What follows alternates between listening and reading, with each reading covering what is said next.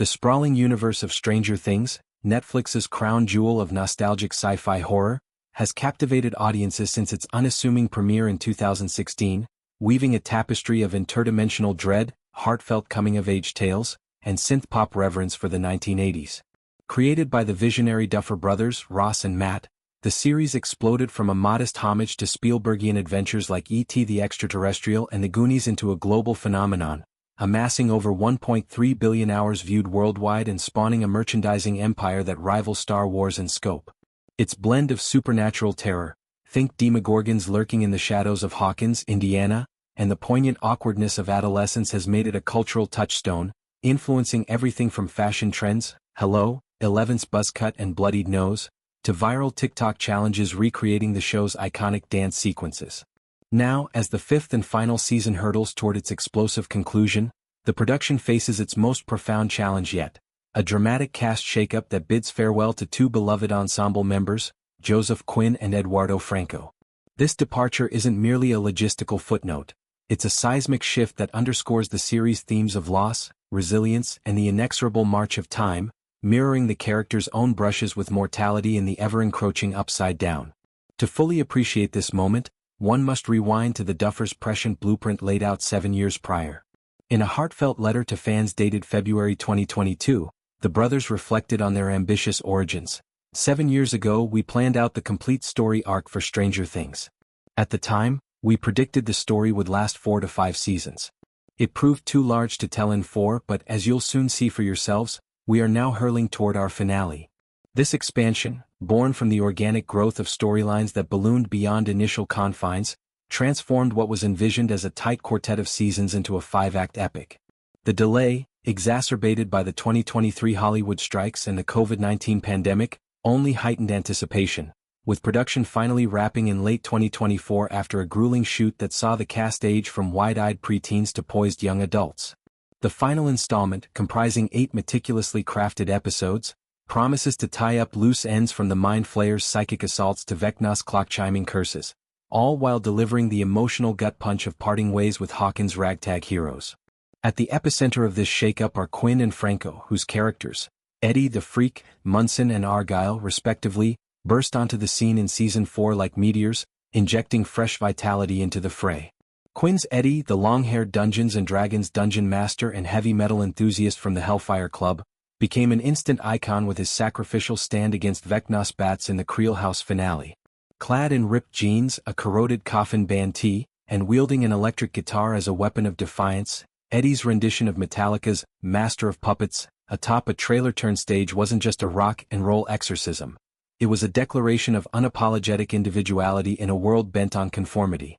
Quinn, a British actor whose prior roles in Dickinson and Howard's End showcased his chameleon-like range, infused Eddie with a tragic swagger that resonated deeply, turning him into a symbol for outsiders and earning him a fervent fanbase clamoring for #JusticeForEddie bumper stickers.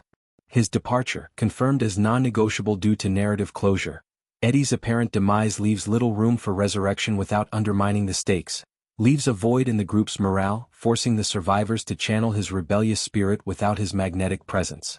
Similarly, Franco's Argyle, the perpetually chill surfer stoner pizza delivery guy from California's sun-soaked suburbs, served as a comedic counterweight to the show's escalating gloom.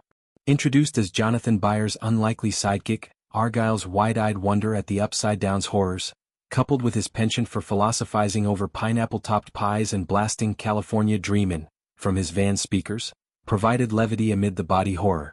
Franco, known for his breakout in Booksmart where he played the endearing Jared, brought an authentic laid-back authenticity to Argyle, his improvisational flair yielding gems like the van's psychedelic paint job transformation into a mobile fortress.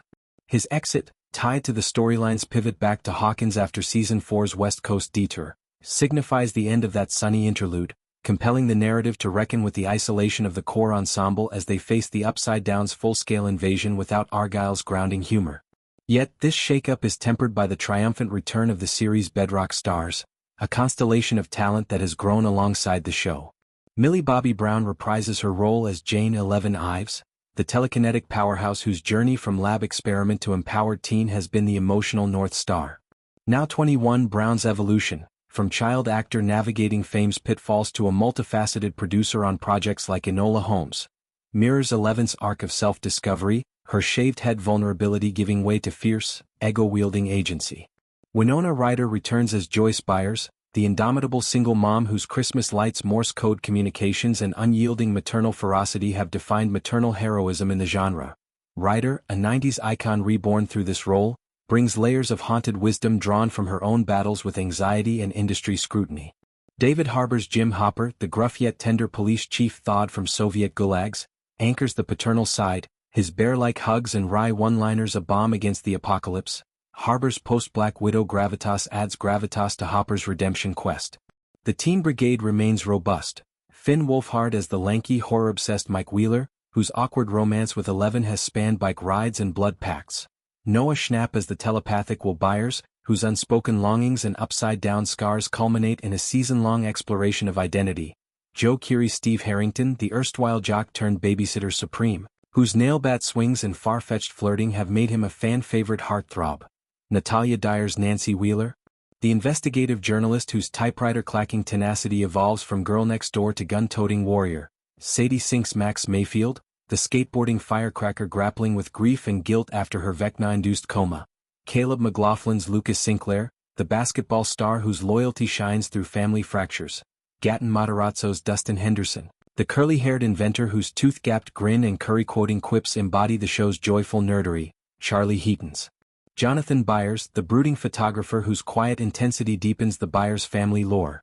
Maya Hawke's Robin Buckley, the ice-cream-scooping, Russian code-cracking queer icon whose deadpan wit and platonic soulmate bond with Steve Steele's scenes.